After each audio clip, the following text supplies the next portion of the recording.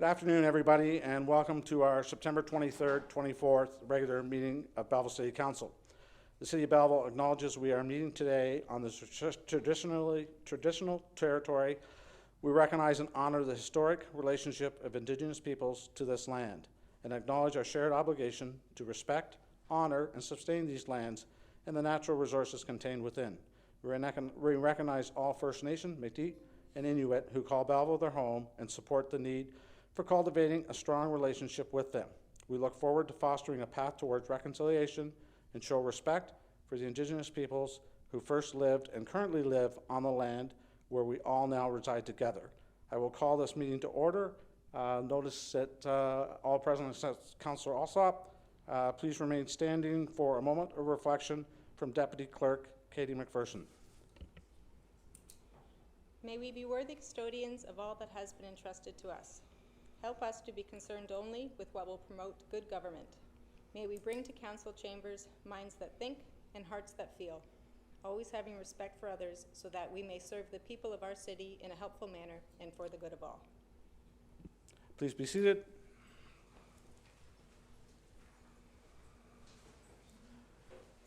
Disclosure of pecuniary interest and general nature thereof.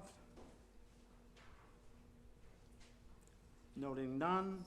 I need a motion for reading and confirmation of the minutes of regular council meeting, minutes of September 9th, 2024, special council meeting of September 5th, 24, regular in-camera meeting minutes of September 9th, 24, and special in-camera meeting minutes of September 5th, 24. Moved by Councillor Chapman, seconded by Councillor Wright Miller. Discussion. All in favor? Carried. Note that our deputation from the Hastings Prince Edward Ontario Health team has been cancelled for tonight and will come up at a further meeting. So we will start out with a deputation from the consulting firm of Strategy Corp are here to present the user fee study. And we have some of them in the audience, I think. Perfect, come up to the podium. And the floor is all yours. Thank you, Your Worship and members of Council. My name is Chris Loretto. I'm Managing Principal with Strategy Corp, and this is my colleague Luke Adams. We had the privilege of working with the municipality and Dean and his team to conduct this user fee study over the last year, and so we're pleased tonight to bring you the results of that study and look forward to sharing those and answering your questions. Before I hand it over to Luke to take you through the bulk of the presentation, just want to provide a little bit of an introduction and context to the work that we undertook together with the city. We were engaged last summer to conduct a comprehensive review of user fees for parks, recreation, and cultural services. There were the fees that were in scope are outlined here on the slide and include ice and arena floor rentals all the way through to looking at certain areas of programs, program areas and the fees that are charged there. In terms of the final report that we have submitted to Council, we provide an overview of the methodological approach that we used to undertake the study and to come to the recommendations that we have in the report, and looked at a number of pieces of data, looking at the services themselves and what's involved in delivering the cost of those services, consulting with the public, and also looking at things through a fees and charges framework that Luke will speak to in just a moment. With respect to specific fee adjustments, we are recommending some fee adjustments for the 25-26 user fee rate structure, which are outlined in the report. And in addition to conducting the analysis on the fees and making some recommendations around adjustments, we also produced a draft policy framework and approach to guide staff in the city on a go-forward basis as you undertake fee reviews in the future. And we also looked at, through our study, opportunities perhaps to generate additional revenue to support the delivery of these programs and to help offset some of the pressure that the tax base faces in striking the right balance between what should be borne by users and what should be borne by the tax base. As I said, the inputs into the final report was detailed financial analysis of everything in terms of fees that were in scope for our exercise.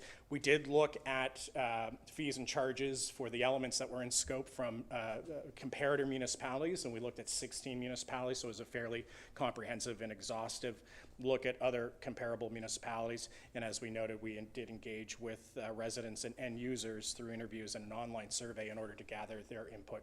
So those three pieces of data were used to come to the recommendations that we provide to you in the report today. And with that, I'll turn it over to my colleague Luke to take you through some of the conclusions. Awesome. Thanks, everyone. Thanks, Chris, for kicking us off there. So I'll start with the methodology and approach. So as Chris mentioned, we did work closely with city staff on what we're calling a three-stage assessment for this user fee report. So the first stage of that assessment was looking at the public benefit pyramid methodology.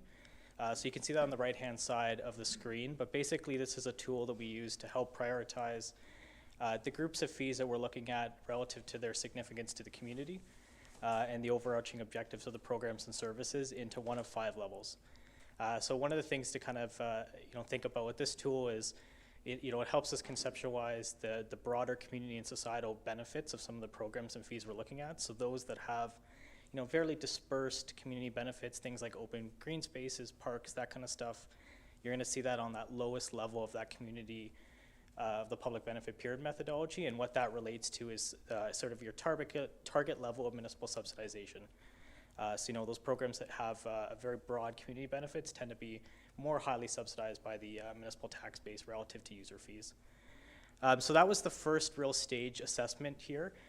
Part of that was also working closely with city staff to identify what our target operating and cost recovery rates are, again, relating to where those program services fit within this methodology. The second piece of our three-stage assessment was looking at those comparators. So Chris just mentioned we had 16 comparators.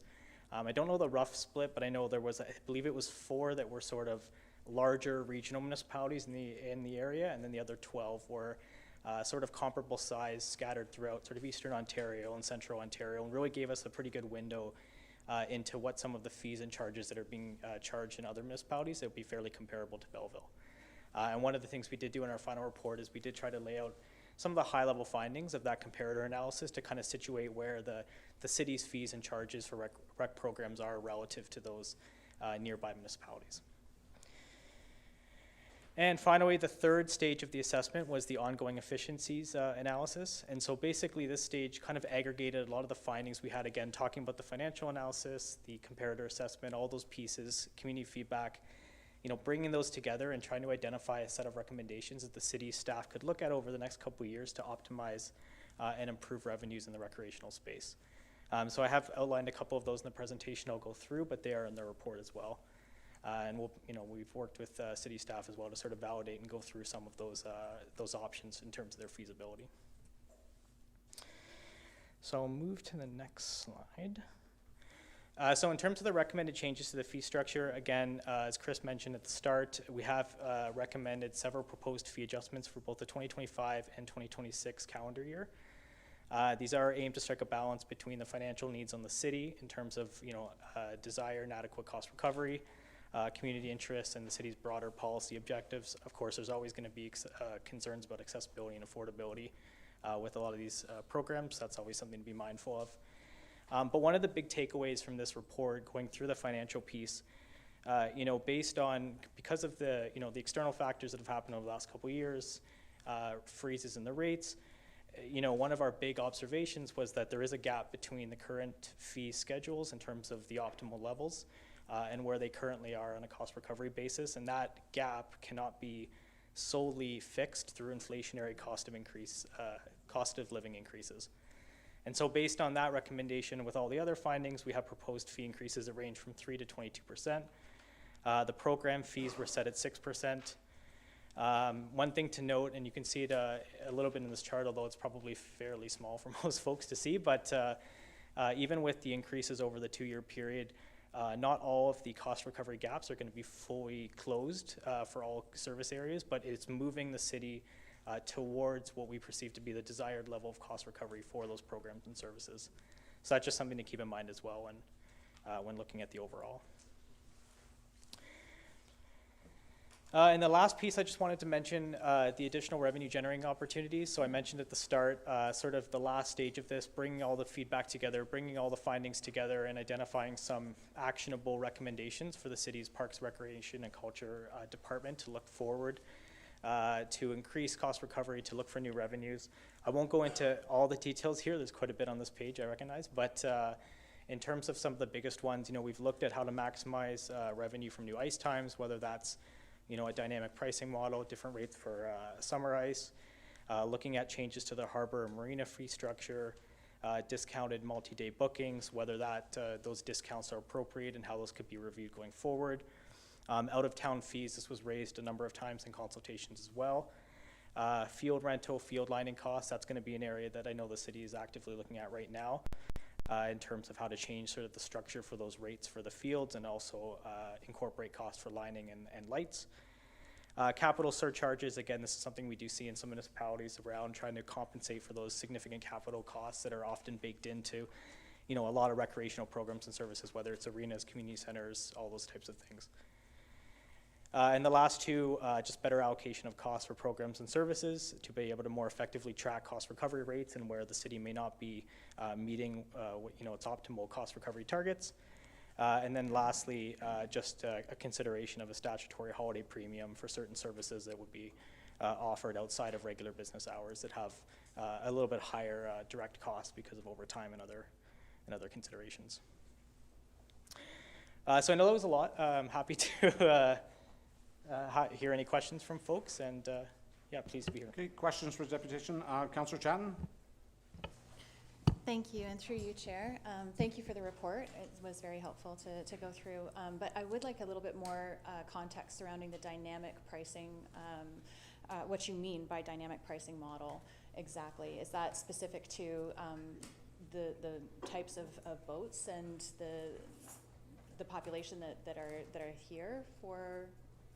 The dynamic pricing model around arena rentals?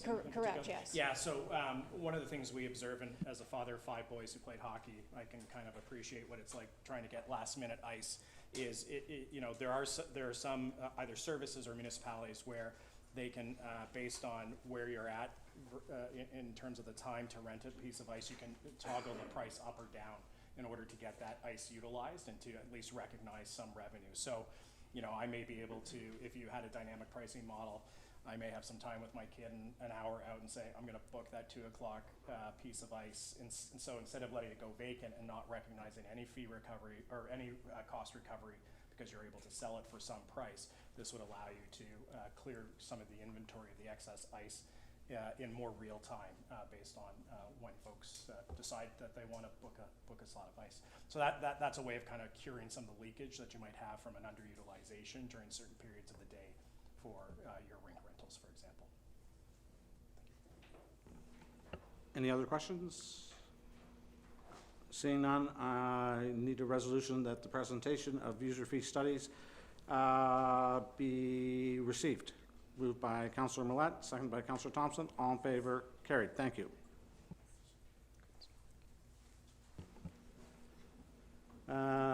Committee of the Whole, I need a resolution that Council will rise and go into Committee of the Whole to hear and consider reports, passing of recommendations, and resolutions with Councillor Chatton in the chair. Moved by Councillor Enright Miller, seconded by Councillor Carr. All in favor? Carried.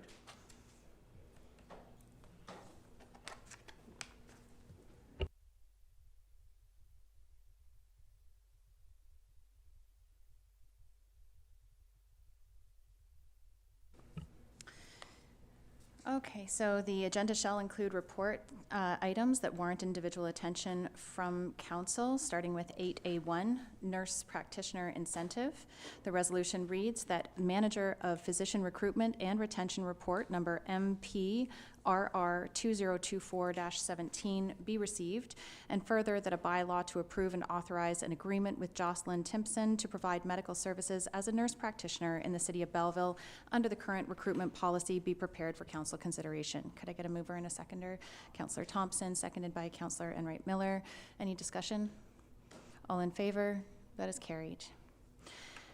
Nurse practitioner incentive, the resolution reads that manager of physician recruitment and retention report number MPRR 2024-19 be received, and further that a bylaw to approve and authorize an agreement with Samer Cabrosli to provide medical services as a nurse practitioner in the city of Belleville under the current recruitment policy be prepared for council consideration. Could I get a mover and a seconder? Councillor Carr, Councillor Millette. Any discussion? All in favor? That is carried. Appointment of members to City Committee, Belleville Youth Engagement Committee. The resolution reads that pursuant to the Deputy City Clerk's report, number DCC 2024-06, appointment of members to City Committee, Belleville Youth Engagement Committee, a bylaw to amend bylaw 2023-09, the appointments bylaw, be prepared for council's consideration. A mover and a seconder, please. Councillor Enright Miller, Councillor Kelly. Any questions? All in favor? That is carried. Nurse practitioner-led clinic expansion funding. The resolution reads that report number MPRR 2024-20 from the Manager of Physician Recruitment and Retention regarding funding to permit the expansion of the nurse practitioner-led clinic be received, and further, that a bylaw authorizing a funding agreement with the nurse practitioner-led clinic be prepared and provided to council for consideration. Could I get a mover and a seconder for that, please? Councillor Kelly, and seconded by Councillor Carr. Any discussion? All in favor? That is carried.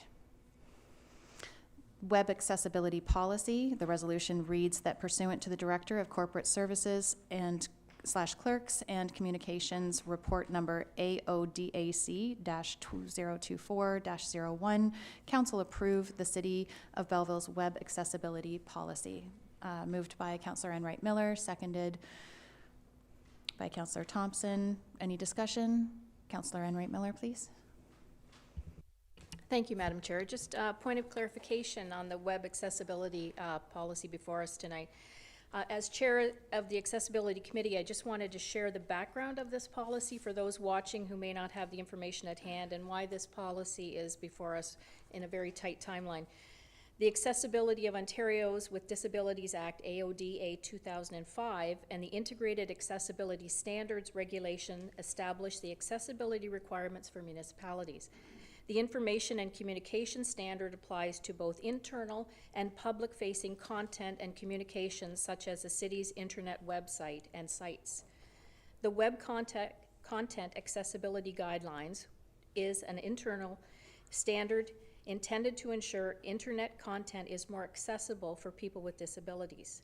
Effective January 1st, 2020, all internet and internet web-based and web content must conform with WCAG 2.0 level AA. In the city's 2023 compliance report to the Ministry of Seniors of Accessibility, the MSAA, the city stated that the websites do not fully comply with the Web Content Accessibility Guidelines 2.0 level AA. This triggered an email from the MSSA requesting that the City of Belleville submit a plan to make the website and sites fully compliant. This plan was submitted and approved on March 18, 2024, with October 1st, 2024 being the date for 100% compliancy. There are several steps that must happen to reach this goal, and then ongoing monitoring to ensure that the city remains compliant. The web accessibility policy is a key step to reach this goal. On March 18th, the City of Belleville planned to become compliant, which was accepted by the Ministry for Seniors and Accessibility. The city has until October 1st, 2024 to be 100% compliant. This date is just around the corner, and I'm happy to say we can reach this goal with our main website. The Web Accessibility Policy and Report AODAC 2024-01 have received approval from the Executive Management Team of the City of Belleville and the Belleville Accessibility Advisory Committee. And I would like to personally thank our staff members who were instrumental in writing this policy before us. Accessibility Coordinator Nicole Yancey and Dwayne Winter, digital communication specialist for the City of Belleville. Together, they have done a superb job capturing everything in this policy with respect to make our city compliant to conform with WCAG 2.0 level AA. And I would really love everybody's support on this policy. Thank you. Any further discussion? All in favor? That is carried. Belleville Museum needs feasibility study the resolution reads that pursuant to the Director of Community Services, Service Departments, report number DCSD-2024-06, the Belleville Museum needs feasibility study be approved, and that council directs staff to evaluate the study's recommendations and begin preliminary planning and evaluation for a solution for museum storage needs, a new fire suppression system at Glenmore National Historic Site, and the potential expansion of the Belleville Library to accommodate a future Belleville Museum. I need a mover and a seconder. Councillor Brown, seconded by Councillor Millette. Any discussion? Councillor Thompson? Yeah, and I sat on that board a number of years ago and realized the situation they have at the Glenmore National Historic Site with the artifacts. A number of years ago, we had to, before our present director came along, we had to reinforce the rafters because of the number of artifacts that are stored up there. We had to redo the ceiling. So I realized that there's an awful lot of artifacts in there that are very valuable and need to be kept, and we would like to see them more out. My question to the director at this point is, I was on the library board for a number of years also. We have a space in the library that we filled in for this the Historical Society. If that space was filled in the other spot, and I should have called the chair of the library, and I apologize before this, Chair. If we filled that in, what square footage would we be gaining in the library if we filled that one space in? Director Hestwood? Through you, Madam Chair, to Councillor Thompson. So just to inform you that we have had a very preliminary discussion with the CEO of the library about that possibility. And that's one of the recommendations, that we'd like to continue to have that type of discussion. So I believe, if I remember, it was probably around 600 square feet. But I'd have to refer back to either the chair of the library board or the CEO, but that was my recollection. But in terms of, so the original infill of the space that you're referring to was also utilized for the archive storage. And because of the lack of storage at Glenmore, some of the collections, including a large collection that we received last year from the Belleville Hospital, we've actually had to move that into the archive storage facility because of the lack of space. So we're already utilizing space in the archives that we will have to give back, and we're actually renting that off of the archives. So that's why the recommendation by the consultants was we need a new facility, but rather than proceeding with building a new structure at Glenmore, we would like to continue discussions with the library about that concept and see whether it would be, in fact, feasible and beneficial to both museum services and the library in the long term. Yeah, to me, but I'm not on the library board anymore, so I have to be reasonably careful here. To me, it sounds like the archives fit in very well with the library, and again, this is history. That's valuable, and whether the library could use it, whether there's enough square footage there or not. But if we built a building, how many square feet would you want just for storage? Again, through you, Madam Chair, to Councillor Thompson, I believe the manager of museum service at Jennifer Lyons is here to also answer questions if required. But I believe the consultants are recommending a 1,200 square foot facility. And again, I think that is probably a medium-term solution because at the moment we're overflowing with current storage capacity, but also we're not accepting a lot of potential donations. So once we have new space, we would then start acquiring more, and of course that fills things up sooner. So we do need a very long-term strategy for a city growing like ours. So you're still investigating the possibility of moving it, some of it to the library and filling that one spot in? Because it's certainly not cheap to fill in that spot, but it's certainly a lot inexpensive than building a new building. So thank you. Councillor Brown? Thank you, Madam Chair. As Chair of the Glenmore Committee, I thought it would be appropriate to speak to this item. The Glenmore Historical Site has a really strong team of individuals who understand the efficacy of what is needed in a historical site, but also recognize and can support what's needed from a regional collection, whether it be in a museum or other. I think where we find ourselves through staff and as the committee that supports it, we find ourselves in a bit of a rock and a hard place, in that we have a historical home that is trying to fulfill two mandates rather than what it was originally intended, and that being a historical site that is registered federally and trying to be a community museum through the artifacts. And it's very difficult to integrate community museum into something that you're trying to maintain as a historical home. So I think it's fair to say that by trying to fulfill those two mandates, that we recognize that we have a problem. In addition to that, if anybody has ever made their way to the attic space in Glenmore, they will find a team that's up there crammed amongst shelving in a temperature-controlled and environmentally controlled space that is literally bursting at the seams.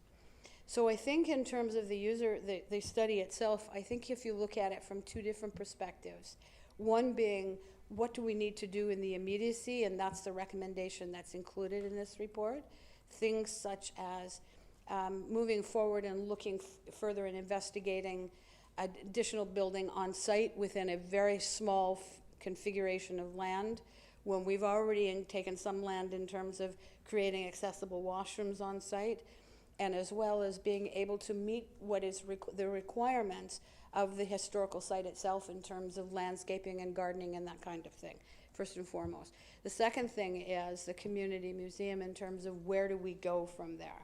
And so in terms of what we're looking at in this particular report is there's a longer term solution that we need to consider at some point. Should the city, and this is important, should the city determine that we would like to continue a museum services kind of environment that includes Glenmore and a community museum? Because that will dictate whether or not we continue to undertake and take in collections as they are offered to us. And where we find ourselves right now is we have to say no, because we just no longer have the space. Last, and I think also important, is we've had studies done on the building itself, and it has been identified that we are in need of a fire suppression system. We have a significant risk that exists at Glenmore today because it is historical, in terms of we are subject to, fire is a huge danger for us. If we should have any major event, God forbid, knock on wood, then we would lose a significant piece of history and historical site here. And so we have to look at it long term. What do we want to lead towards? And we know that there's a whole lot more work. And in the short term, what it is that we need to accomplish. And today's recommendation recommends the short term, where do we need to go next? Thank you. Any further discussion? Councillor Carr? Thank you, Madam Chair. I'm going to support the resolution. The report notes that we've taken about 10 years to get here, but I think it's important to note that the strategic plan and the museum need feasibility study, have been completed in the last 3 years. So we're gaining momentum. So we need to maintain that momentum here. Now, does that say that we need a brand new museum tomorrow? No, and unfortunately, we have a lot of competing priorities when it comes to limited funds to get things done.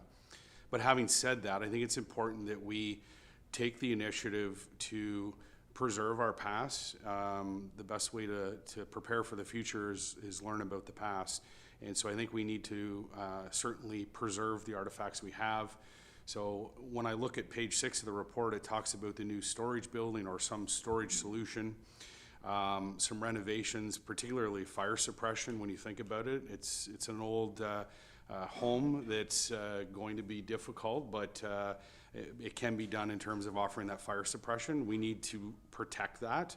And then I think we need to also look down the road to set up future councils to make decisions on the feasibility for a museum of some sort and what it may take.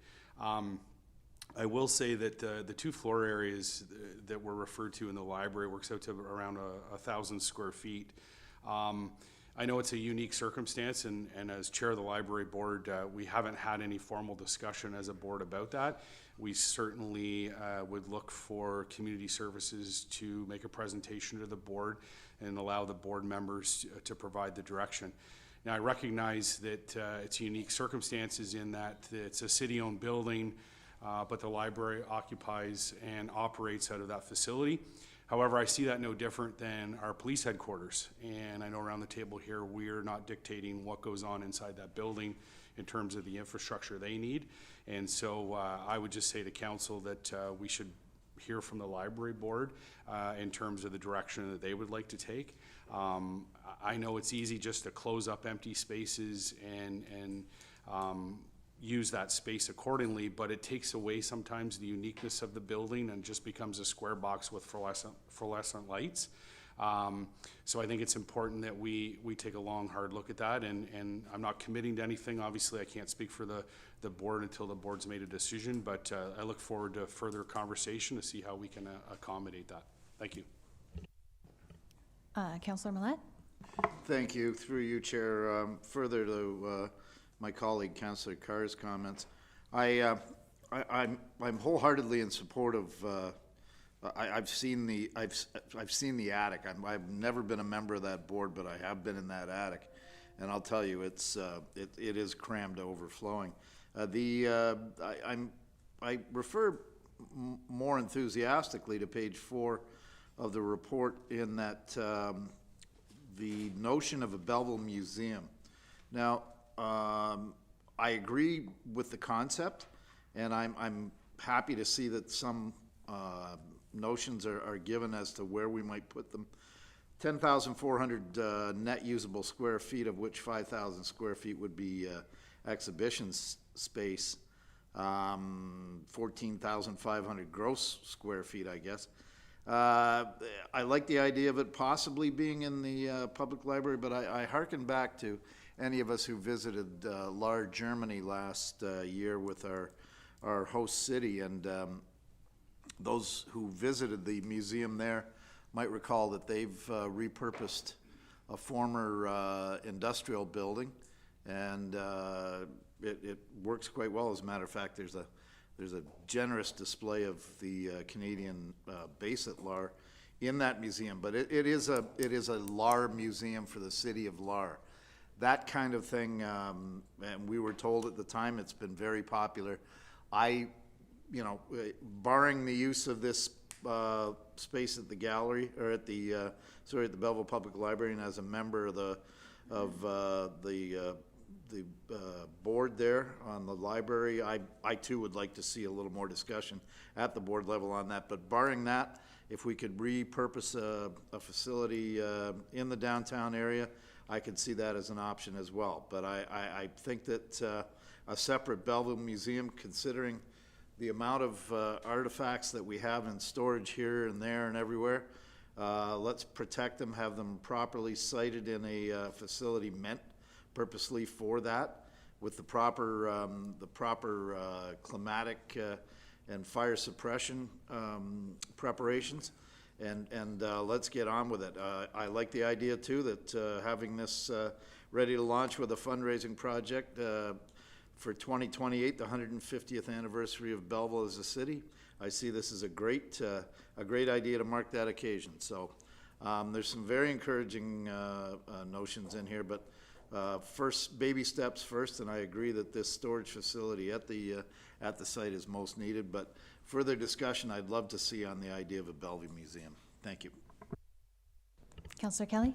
Through you, Chair, just to offer some thoughts on this. I too am a member of the Glanmore National Historic Site Committee. With the report, in a 10-year plan, it would be about $18 million for the new Belleville Museum. I think if we can work, just my thoughts, if we can work with the Belleville Public Library, we would have a partnership there. You already have the traffic, it's education, history. It's a busy spot, and if we could do something with the Belleville Public Library down the road, I see that as a win-win.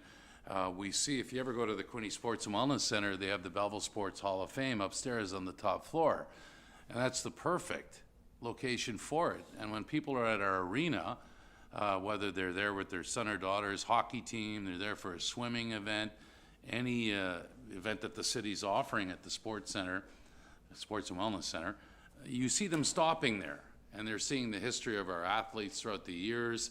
That's an ongoing presentation, part of the history, and I just, to me, the library, that would be a wonderful partnership if we could get the library board and the city to work together on that project, because the Glanmore historical site needs more exposure. I'm on that committee now for 3 or 4 years. It needs more support from partnerships within the city. That's how I see it through my lens, and if we're with the library, I just see this reaching more people. Thank you. Councillor Thompson, did you still have more to say? No, I think everybody, the comments from Councillor Kelly, I think, said what I wanted to say. Thank you. Fantastic. And I'll call the question. All in favor? That is carried. I'm going to excuse myself from the chair for this next one because I would like to speak on it.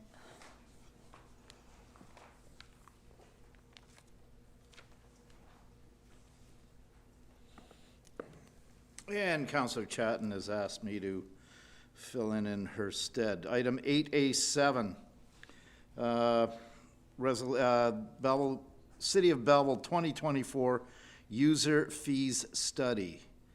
The resolution reads that pursuant to the Director of Community Services Report number DCSD 2024-07, City of Belleville 2024 User Fees Study be approved, and that the Director's recommendations be approved for implementation, including the preparation of amendments to the Consolidated Fees and Charges bylaw for Council's consideration to implement the recommended user fee increases for 2025. Can I have a mover? Councillor Thompson. Councillor Chatton, second. Discussion, questions? Councillor Chatton. Thank you, and through you, Chair. As evidenced by the attendance that we do have in the gallery this evening, I have some concerns about the user fee study. I would like to move that the resolution be amended to receive rather than implemented or approved. That it would just end at pursuant to the Director of Community Services Report number DCSD-2024-07, City of Belleville 2024 User Fee Study be received. This is because I feel there is a great deal of value in the feedback from the most directly impacted folks regarding the increase specific to our marina. And I do feel that some of the comparators were apples to oranges, and there's a lack of value to implementing this right away. There's a potential loss to a valuable area of attraction to our city, and I would like for it to not be steamrolled through. Thank you. We're going to need the motion amended. A motion to amend, and mover, So I Councillor am Thompson. moving that Well, as an amendment. the original mover is Councillor Thompson. Friendly amendment, or you don't agree? You want to So withdraw? rather than a you- friendly, I would like to move that the amendment be that the user fees study be received, Hold it. so that further expansion and public consultation can occur.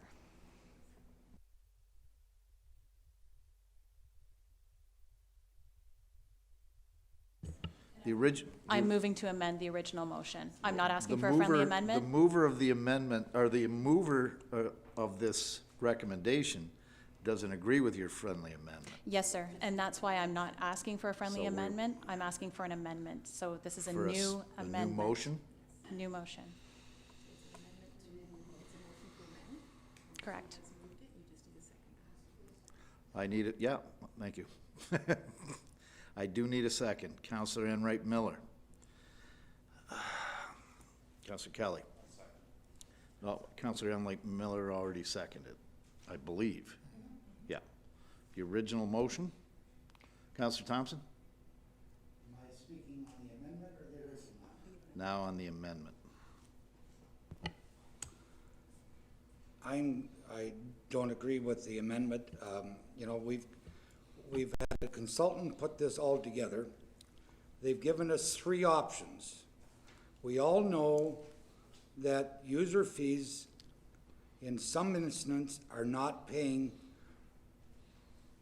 a reasonable amount because user fees has to go up. And we've done 3 or 4 years where last year the user fees went up in certain areas. We haven't done user fees in a considerable amount for a number of years. And cost of doing business is expensive. And I'm, you know, I know there's a lot of people here concerned about the user fees, and some of them are boaters and other areas of the city, and I appreciate them coming. But we cannot sit back and have our user fees not continue on an ongoing basis going up. We have 3 options. Number 2 option is a good option to me because it phases it in. So we're not hitting anybody at the first, and we're not even hitting the average across the board of what we should be receiving back in subsidies from the public. Granted, we pay taxes, everybody wants, and in our survey, people didn't want this increase, we know that. But it's either the users pay or the other taxpayers pay it all. And to me, that's not fair. We need the users to be using it, we need the taxpayers subsidizing it, but we need an increase. Increase is important. It's like development charges. We've discussed development charges over and over. We know we have to increase development charges every year. That's a fact. And the builders pass it on. And here we are, the city needs to pass this on to the user fees and collect what we feel is a reasonable amount from all the users. Some of them are going up a little bit, some are going up more than others. I've heard from the voters. I've had 4 or 5 emails like other tax councillors has from the users, from the voters. I respect that. You know, it's not cheap to boat a boat down there. I don't own a boat, I have no idea. But we still have to get those user fees up to a reasonable amount so that we're not totally subsidizing the boaters, we're not totally subsidizing the swimmers, the skating people, and everything. Costs go up, and I think we need this passed today. We have enough information to put this on the floor today to get a motion to approve it, and let's move on. Thank you. Thank you, Counselor Thompson. Counselor Brown. Thank you, Chair. I also do not support the amendment on the floor. User fees have been being studied, and it's a difficult sentence to say, being studied. 2021, 22, 23, this council gave direction that we needed to formalize that investigation. We have, over the course of 23 and 24, done a lot of analysis. We have done public consultation as part of our budget. We have done public consultation in terms of the user fees.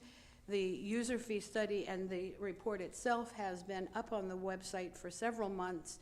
I think we've had lots of opportunity to consider it. Finally, I do not support it, and I want to remind my colleagues around the table that it wasn't that long ago that a master plan came to this table that was requested that we sent it back, and this council decided not to do it. And I think if we can move forward on something like that as quickly as we did, then we should be equally so on the amount of detailed analysis that's available to us in this report. and the fact that we can sit down at any time and have great lengthy conversations with our staff about what is and isn't there, then I think we need to move this forward. So I don't support the amendment, but I also want to hold reserve, I would like to speak to the original motion when it comes back. Thank you. Thank you, Councillor Kelly, and then Councillor Chatton, you've spoken already. I'll give you last word, if you will. Thank you. Thank you. Through you, Chair, I am going to support just receiving the information tonight, and I want to thank Director Hustwick for putting together the report. So for those following along, on page 146, it says, there is a risk that significant fee increases could lead to reduced registrations and revenue in some areas. I guess my concern is when you talk about sports field, indoor aquatics, the harbors, the marina, the arenas, registration programs, the reality is the more we're charging, are we going to take away options for people to have a healthy physical life that helps their mental health, their well-being, all of that stuff. That's fact. I'm not making that stuff up. And sometimes it's just tough for families to pay that extra dollars. I get that. So we're talking about the marinas. So Myers Pier has 156 slips, Victoria Harbor 124. So the city has 280. There were 13 available slips at Myers Pier this year that were not used, 15 at Victoria Park. So I spoke to a boater today because I know next to nothing about boating and what goes on at the Harbor Club.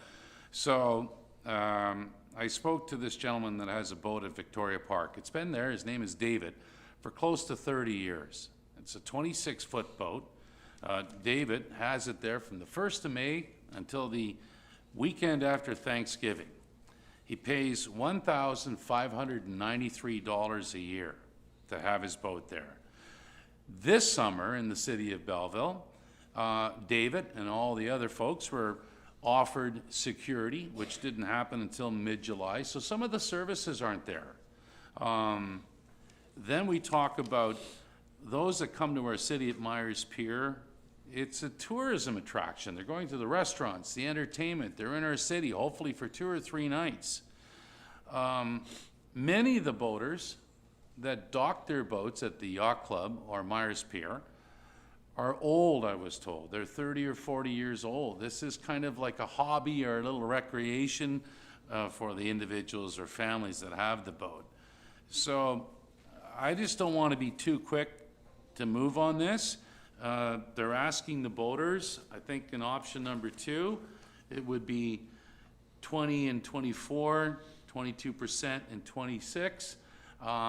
When we get to that, I'm going to ask for an amendment to do 5% over 4 years, as opposed to that quick jump. Anyway, I see the value of just, if we can hold back for a couple of weeks, just to get up to speed, because when you start to hear the stories from the individuals that use it, they have a better understanding, I think, than we do. And I'm just concerned about families not being able to have their kids in sports.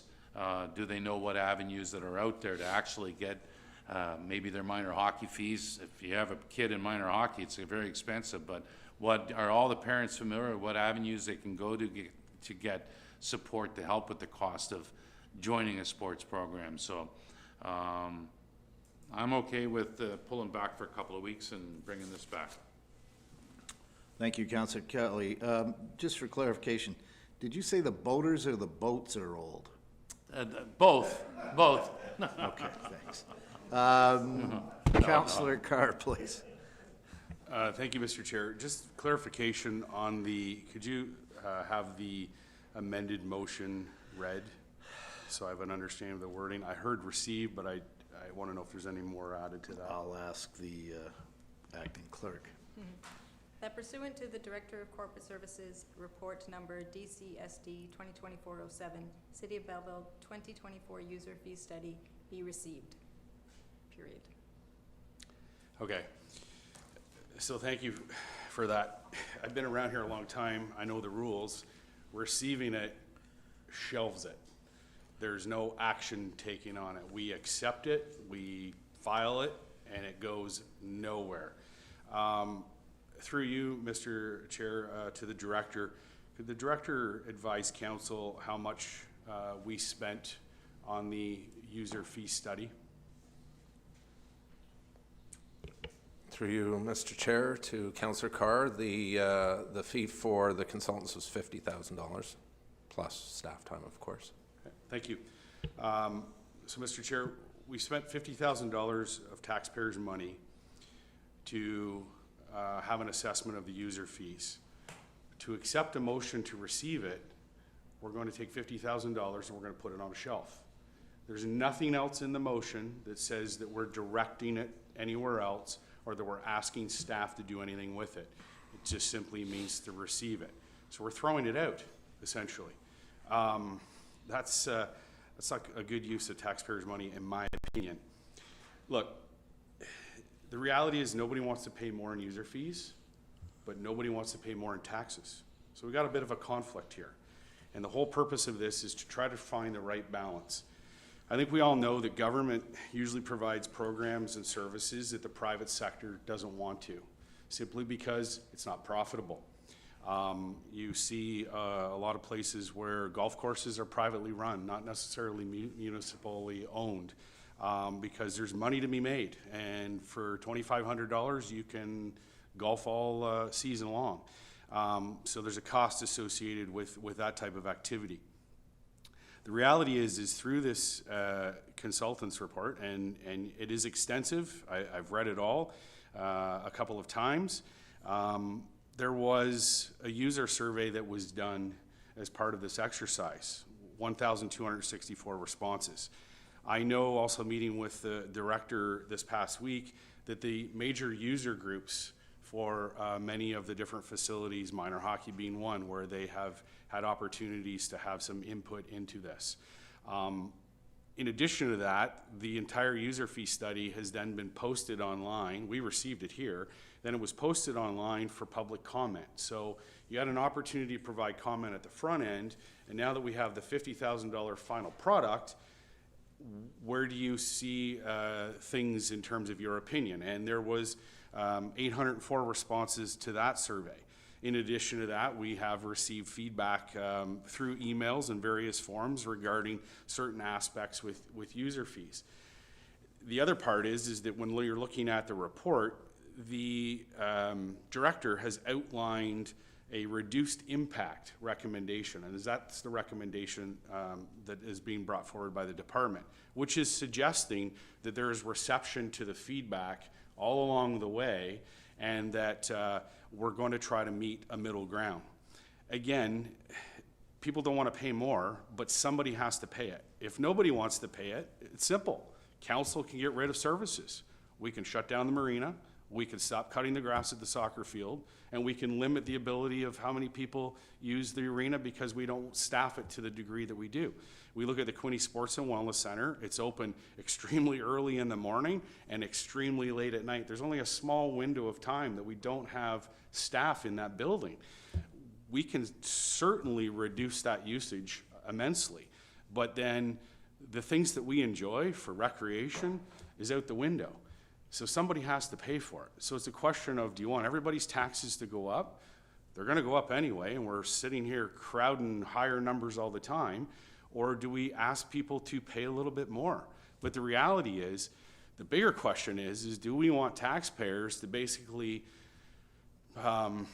we're okay with throwing away $50,000 of taxpayer money on a study by receiving it. That's what the rules say we're doing here today by receiving it. So I'm perplexed. I would have liked to see, if we were going to direct staff in some way so it comes back to us, but to just receive it, the rules say we shelve it, and I don't think that's responsible good government, so I can't support that motion. Thank you. Mayor Ellis? Thank you, Chair. And Councillor Carr, I was going to ask the same question about receiving it or tabling it or it having a date to come back. And so therefore, if this motion passed, I could do an amendment of this motion and amend it again, but I won't. If it fails or passes, I will come back with a tabling motion and put a date on it for it to come back in front of council in the next meeting or the meeting after. Counselor Chat. Thank you. So And this will further be to the that, last, anybody else before Counselor Chat, and I'm giving you the last word. Counselor Thompson, do you want to speak one more time? Yeah, I sure would. Sorry. I listened, the mayor spoke a year ago on users' fees. We brought users' fees and we brought them in, we did an increase. And that was important, and it was stressed that we had to get user fees up. And I looked at the user fees, the biggest increase is for boaters. And I appreciate the boaters coming here and standing their ground and saying, look, it's too much. I'm willing to look at, say, okay, let's pass this, but maybe we look at the boaters' fees a lesser amount. Somebody make a motion, but that seems to be where we're centered, is in the boaters' fees. But to put this on hold for another 2 weeks is absolutely insane. We got this, want to make an amendment to the fees, then that's fine. But to put it off for 2 more weeks, taxpayers are paying the money. We got to get the users paying for it. Counselor Enright Miller, you get the last word because it's your motion. Thank you, Chair. Just weigh in here. I don't think any of our intention was to let this go away, because if you play, you gotta pay. This is the way of the world. We have to subsidize these initiatives. It's funny too, because we had more input on the user fee study than we do on the budget. So it's a hot topic for a lot of people, and I agree with my colleague, Councillor Thompson. Maybe by the show of solidarity here with the voters tonight, this is maybe where we need to be looking at an adjustment to make it a little more fair and equitable possibly. But I don't think it was anybody's intention to let this user fee study sit on a shelf and never be looked at. We are not gonna throw away $50,000 on a study, and I think we need to maybe make further adjustments if that's possible. Thank you. And the last word goes to Counselor Chapman. thank you, and through you, Chair, at no point did I intend for this to be shelved and forgotten about, or to be a terrible steward of public dollars. That is never my intention sitting around this table. It's actually quite the opposite. I'm happy to friendly amend that to include until next meeting, and to include for the purposes of further public consultation. I'm not sure how to word that so that it is amenable to everyone around the table. I don't want this to simply go away, and I'm not suggesting that user fees cannot be increased at all across the board. My concern is, and what I find to be quite simple myself, is that there will be no revenue if no one can afford to use it. So user fees are based on usage. If the boaters lose their boats because they cannot afford to be at these slips, they cannot afford what we are proposing, then we're not going to be getting any revenue at all. So I'm suggesting, can we please table this until the next meeting, received for the purposes of further public consultation, so that we have time to consult with the public that it most affects. Even though, yes, we have had it on the website, but as evidenced by the number of people who are sitting in this gallery tonight, there are questions, there are concerns. We do need to hear those out. We are representatives of those voices. Sorry, not tabling. I would like it to just be friendly amended to receive for the purposes of further public consultation until the next meeting. Councillor Chatton, I'm going to call the original motion. We've already done revisions to it, and now we're making revisions on the fly. I'm going to call a vote on the original motion that you presented to receive, and Request a recorded vote, please. record a vote.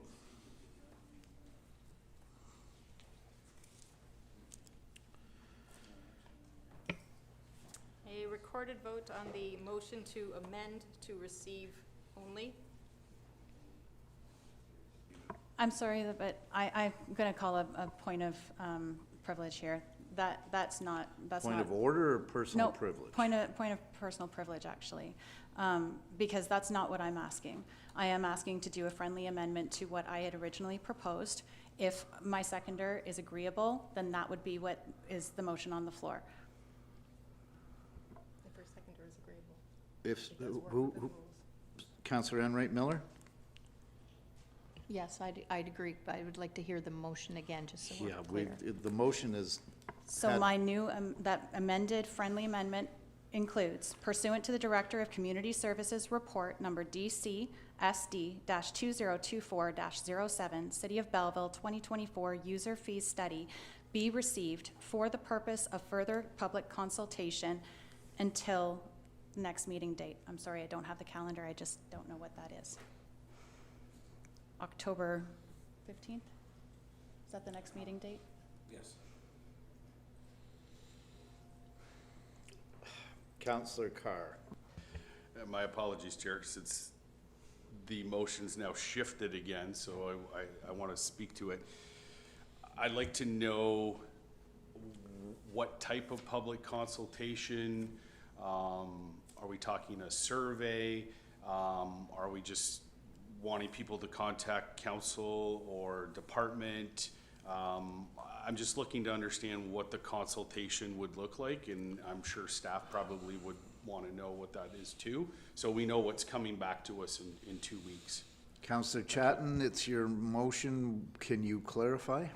I would not propose to direct the staff to do something specific in terms of how they run their department or what they're going to use as public consultation.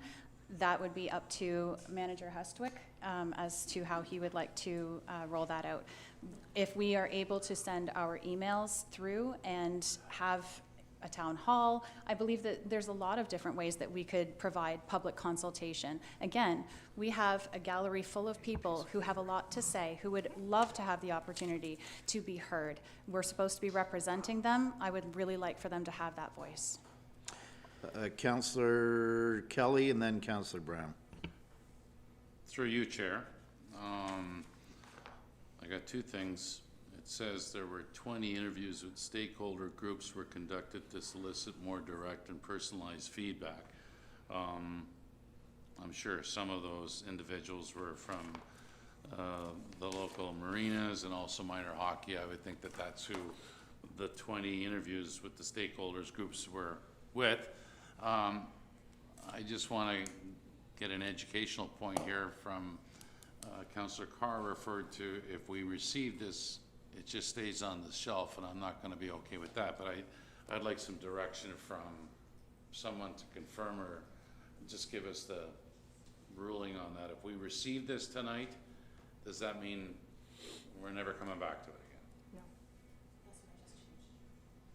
But we have. The motion to amend, as it stands now through a friendly amendment, is a motion to receive for purposes of further public consultation until October 15th. So it has been changed, so we can bring this back. Okay. Councillor Brown.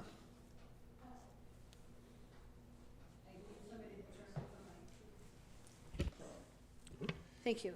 I was going to save this for the main motion if we ever got there, but I think it's really important to consider and something I would encourage my colleagues to take a look at.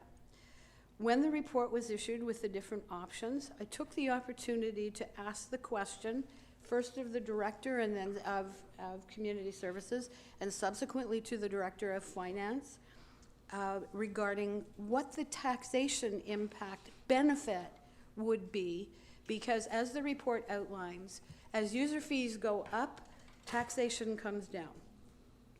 So thank you. I'm going to speak for the Director of Finance on behalf, because he did provide it to me in writing, is that for 19,000 households, property taxes on option one will, if for the reduction in 2025, will be reduced by 0.34%. And in 2026, it will be reduced by 30%.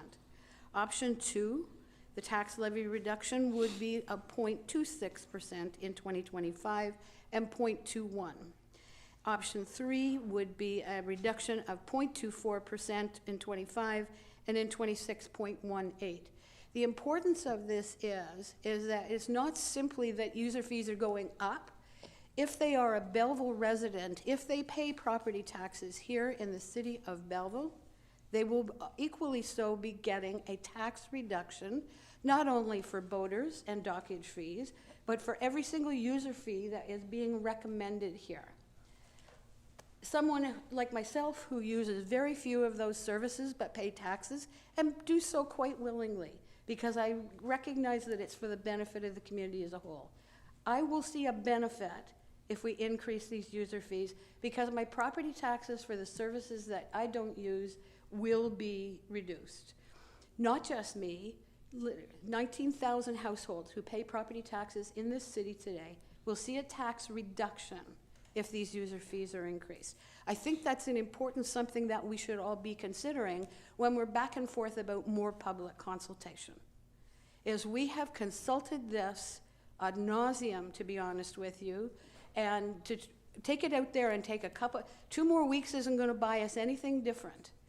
We have finance who's provided the information. We have community services who have provided us with the information. We have consultants who have done it in comparison to 16 other municipalities here in. So if we are sending this back for a bit more consultation, we are suggesting that the consultants that we hired was a waste of money and that our senior staff, both finance and community services, really don't have a good handle on what's happening here in the city. Thank you. Mayor Ellis, Councillor Thompson. With that, I'll say the waters are getting a bit murky here tonight, and I would like to make a motion to table everything. If I can get a seconder, till 2 weeks, next meeting. We have a second for a tabling motion. Seeing none. Councillor Thompson. No? Yes? Oh, all right. Request a recorded vote. Recorded vote on the tabling motion, okay. Your worship, your mic is, you don't speak to a tabling motion. Hey. The recorded vote is for the motion to table. Councillor Kelly? Yes. Councillor Millette? No. Councillor Thompson? No. Councillor Brown? No. Councillor Carr? No. Councillor Chatton? Yes. Councillor Unright Miller? Yes. Mayor Ellis? Yes.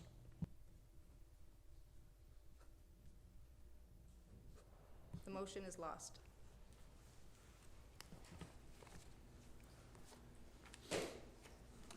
So you still have the motion to amend on the table. Motion to amend. And can we have that motion read one last time, please? The motion to Sorry. amend is to receive for purposes of further public consultation until October 15th. Request a And recorded you've vote. requested a recorded vote. Here we go again.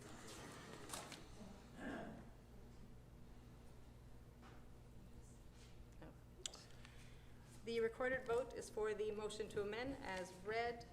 Councillor Millette? No. Councillor Thompson? No. Councillor Brown? No. Councillor Carr? No. Councillor Chatton? Yes. Councillor Enright Miller? Yes. Councillor Kelly? Yes. Mayor Ellis? Yes. The motion is lost. The original motion on the table. And the resolution is that pursuant to Director of Community Services Report number DCSD 2024-07, City of Belleville 2024 user fees be approved, and that the Director's recommendations be approved for implementation, including the preparation of amendments to the consolidated fees and charges bylaw for Council's consideration to implement the recommended user fee increases for 2025. Councillor Thompson, It's already did we have that one on the floor? Thompson and Chatton. Oh, we do, Thompson. That was such a long time ago. So it was Councillor Thompson, seconded by Councillor Chatton. Councillor Thompson. Yeah, we've had great discussion around this, and I think we've heard loud and clear, there's a question mark among our councillors of which way to go with this, and this is a big move, but I truly believe that we need to have the users pay. What I would like, and I would like to, in that motion, recommend option 2. It is? That is what. The only thing I'd like to make an amendment and get a funny feeling, because most of the talk around here is the user fees for the voters. Is there any feeling around, and I'm going to have to make a motion, to reduce the increase to the voters by 20%?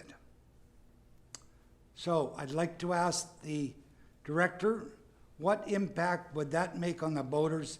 Instead of I had that in front of me, and now unfortunately it's gone. What impact will that have on their fees if we reduce that fee by 20%? Mr. Husvick.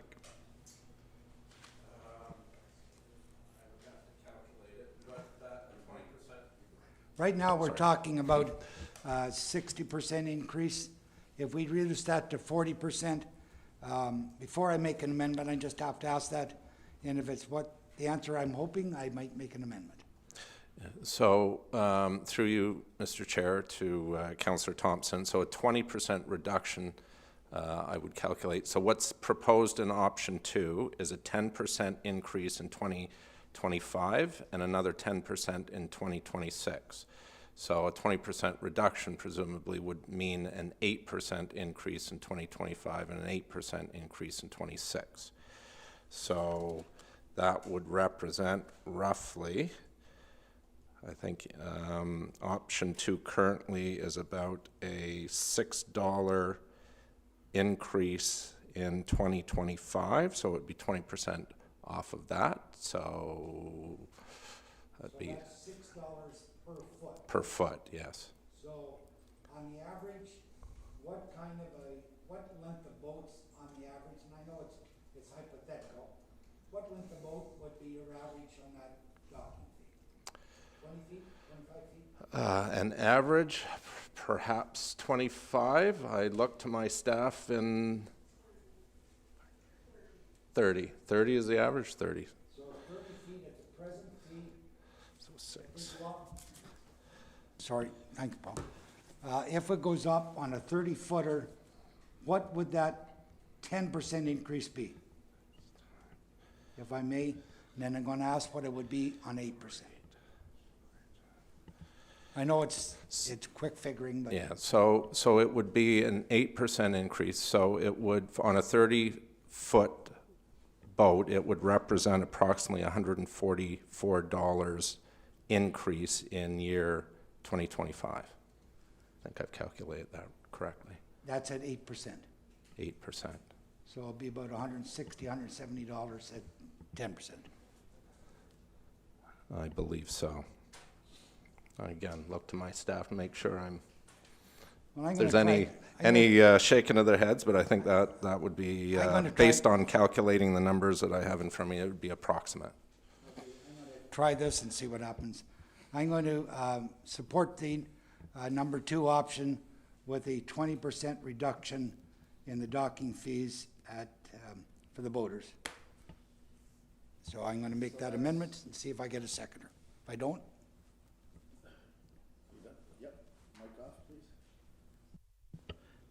So that's a friendly amendment. Councillor Chatton, you're the second. You don't agree with that? Sorry, I find that changes the entire nature of the motion that's on the floor, so I don't agree that it's a friendly amendment, I'm sorry. okay by me. Anyone else? We still need a seconder? No. Pardon me? The motion on the floor now. Yep. Okay, we're calling the original motion. Speaking to the original motion, Councillor Brown, then you. Thank you. I did reserve the right several amendments ago. Again, I think it's important that we look at it from a number of ways. In the operating budget guidelines that were provided to us last meeting on August the 26th, feels like maybe 2 meetings ago, I apologize, 45% of the respondents in that survey indicated that they would support that increased or maintained or increased user fees as long as it would support maintaining or decreasing taxation. So for people responding to the budget survey, indicated that they were prepared to support increased user fees if it meant that we could keep taxes the same service levels, or decrease taxes. Then we go on to say, and this one, and again, I appreciate that I was perhaps speaking a little quickly, is I think that it's really important that our Belleville residents, particularly our Belleville residents who are concerned about user fees, have an appreciation that as user fees go up, your taxes go down. So in many cases, I can't say it's proportional because it's more than just dock fees. It's several services. So if the user fees go up by 300,000, as I pick a number out of the air, the taxes will go down by 300,000, and all of the taxpayers will see a benefit. I think it's really important to understand the option that's on the floor is that it will reduce taxes in 2025 by 0.26%. And again, while that doesn't sound like it's particularly big, I want to keep in mind that 0.25% was the amount of the reduction in Ward 1 when the Fire Master Plan was approved. So clearly there's an appreciation that any tax reduction that we can find will allow us, first of all, to help out all of those encountering affordability issues for those people who are concerned. In most cases, if you're a Belleville resident using a Belleville service within the community, whether it be Parks and Recreation, that probably the net change out of your pocket is the money's going from your left pocket to your right. There's no change. For those people who are outside of the Belleville residency and unhappy with the user fee, then I think we really need to consider is why would Belleville taxpayers have to support non-residents with our property taxes? So I think that understanding and communicating that with those who are indicating that they are concerned with the user fees is ensuring that there is an understanding that taxation will go down when user fees go up, and that going down will benefit every Belleville resident across the city. Thank you. Thank you, Councillor Brown. Councillor Kelly. Thank you, through you, Chair. So we're looking with option 2, with Councillor Thompson suggesting option 2 with the boaters or the marina issue. Option 2 projected 2025 revenue increase would be $334,500. So that's what the push-up would be for user fees. So then we have a table here where it says Quinte Sports and Wellness Center registration programs, adult programs, fee increase 5%. I'd like to know what 5% is, because there's other ones here. Public swim, child, youth, 33%, that's an extra $1. Swimming has gone up $2. So I kind of wish we had those figures along the side of our graph, because when Councillor Thompson asked the question, and I think we have local boaters with an 8% was at $144 throughout the year. The ones that I've met with, they seem like kind and caring, and they would be willing to work with the city. I think $144 might just work for them as long as they have security and they can actually use the facilities. And if they want to have a picnic after they come in with their boat and enjoying a ride on the Bay of Quinte, they actually get to use the services that they're paying for. So we can all do a better job with that. So I'm close to a deal with Councillor Thompson. I'll leave it at that. Councillor Carr. Thank you. I'd request a recorded vote on the original motion as well. Might as well keep the theme going. I think it's important to point out too, that the report talks about the fact that we are falling behind in comparison to other municipalities. So it's not that we're coming in with user fees that suddenly are off the charts and that are somehow difficult because other municipalities are charging these user fees at these balances already. I appreciate, again, user groups are going to feel it a bit, but quite honestly, if we invited all the taxpayers to show up that pay property taxes and say, hey, you're gonna continue to subsidize to this level, we would probably need a bigger place.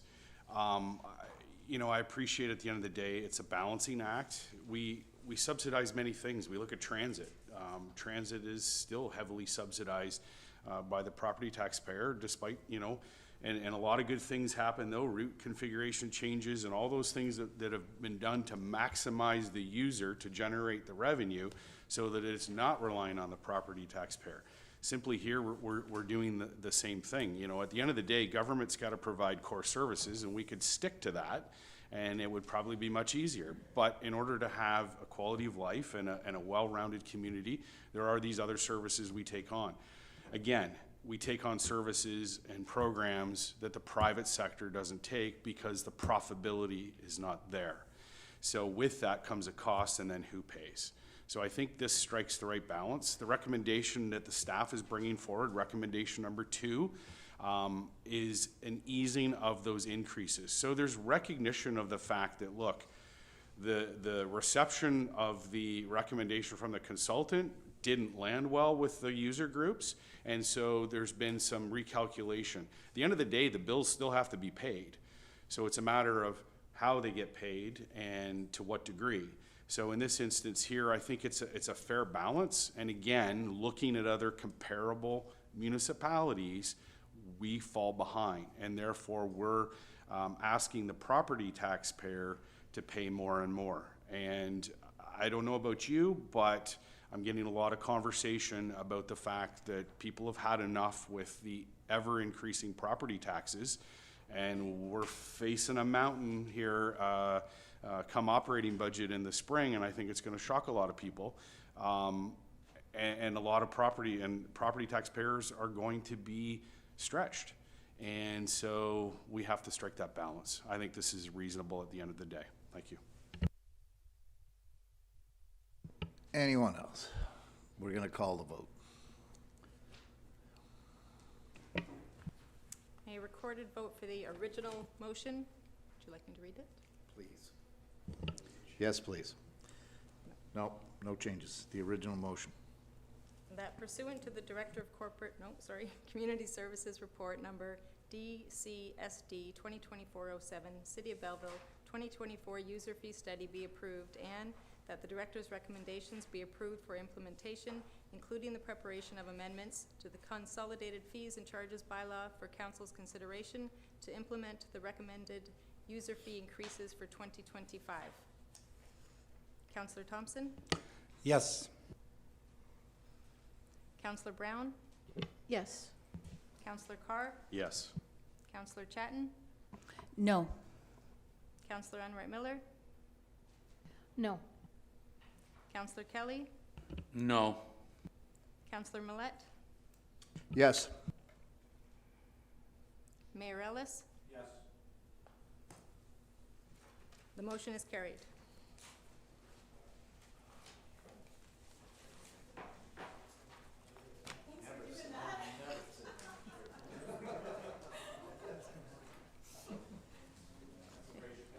And that you didn't tell me about. Sorry.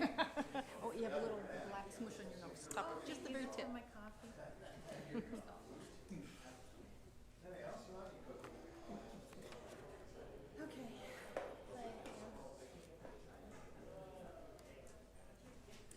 Okay, moving forward to consent items. Council may adopt consent items by one motion, but prior to consideration of such motion, members may request that specific items be removed from consideration under such motion. Council shall consider such items individually. I'll go around the table, starting with Councillor Thompson, No, thank you. Councillor Carr, No, thank you. Councillor Enright Miller, No, thank you. Councillor Brown, No, thank you. Mayor Ellis, No, thank you. Councillor Millette, No, thank you. Councillor Kelly. No, thank you. That said, I need a motion to receive all consent items. Thank you, Councillor Thompson. And a seconder, Councillor Carr. Any discussion? All in favor? Those, oh, not quite carried, sorry. All in favor? Yep, that's carried, thank you. On to council information matters. Again, councillor may adopt consent items by one motion. Prior to consideration of such motion, members may request the specific items be removed from consideration under such motion. Council shall consider such items individually. I'll go the other way. Councillor Kelly, do you want to pull any? No, thank you. Councillor Millette? No, thank you. Councillor Kelly, can you turn off your mic? Thank you. Mayor Ellis? No, thank you. Councillor Brown? No, thank you. Councillor Enright Miller? No, thank you. Councillor Carr? 8C1A, please. 8C1A. Thank you. Councillor Thompson? No, thank you. Okay, with the exception of 8C1A, could I get a mover and a seconder to pass the council information matters? Mover, thank you, Councillor Carr, and seconded by Councillor Thompson. All in favor? That is failed. Oh, okay, it's carried. Thank you. 8C1A, Hastings Prince Edward Public Health 2024 Community Health Profile. Councillor Carr, would you like to speak on that? So mover and a seconder, yeah. Councillor Enright Miller and Councillor Carr has the floor. Thank you, Madam Chair. Very interesting report from Hastings Prince Edward Public Health just on the community health profile, and certainly there's some health determinants there that don't bode well for our community, and certainly emphasizes the need for primary health care in our region. Interestingly enough, the Ontario Medical Association is in arbitration, or went through arbitration with the province, and the province had come out and said that there's no need for any more primary care, that they're meeting those requirements. And then interestingly enough, the arbitrator had the government table information, which actually shows that there is not enough primary care. And I guess, as we continue to try to attract primary care in our region, and certainly in our city, this community health profile lends us a hand in terms of the picture we have here and the need for more primary care. So I certainly appreciate public health, the depth that they went in to find this information out about our community. Certainly, while it is troubling in some areas, at least gives us a true picture in terms of the need, and will certainly add to the advocacy that we have in terms of healthcare and making sure that provision by the province is met. Thank you. Thank you. Any further discussion, comments? All in favor? That is carried. Thank you. I just need a mover and a seconder for the Rise and Report. Moved by Councillor Thompson, seconded by Councillor Enright Miller. All in favor? That is carried. Thank you.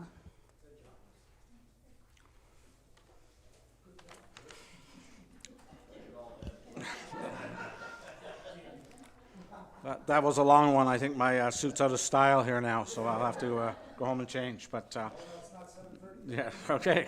Rise and Report. Need a motion for first reading of bylaws 2024-163, 164, 165, 166, and 167. Moved by Councillor Chatton, seconded by Councillor Enright Miller. All in favor? Carried. Second reading and discussion of bylaws 2024, 163, 164, 165, 166, 167, moved by Councillor Millette, Councillor Thompson. Discussion, all in favor? Oh, Councillor Millette?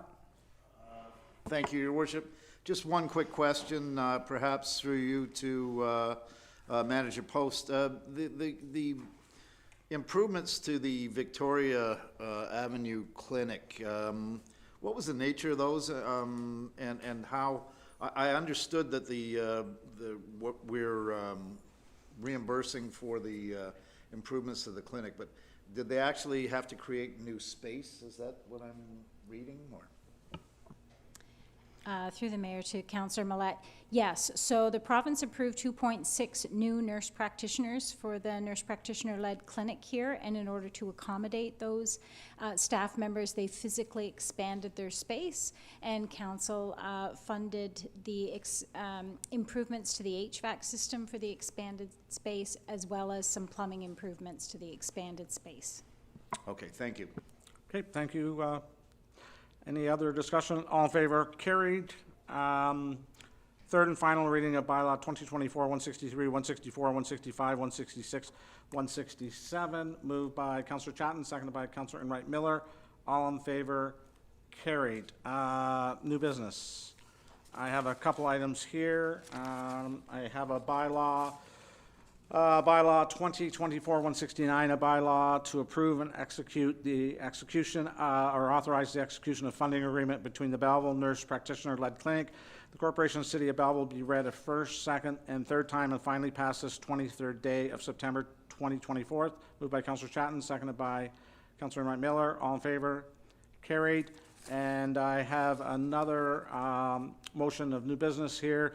Is declare Ward 1 council seat vacant, that in accordance with Section 262 of the Municipal Act 201, council declares the office seat previously held by Mr. Tyler Alsop be vacant, and to ask for a staff report for the next council meeting on moving ahead. Moved by Councillor Brown, seconded by Councillor Carr. All in favor? Carried.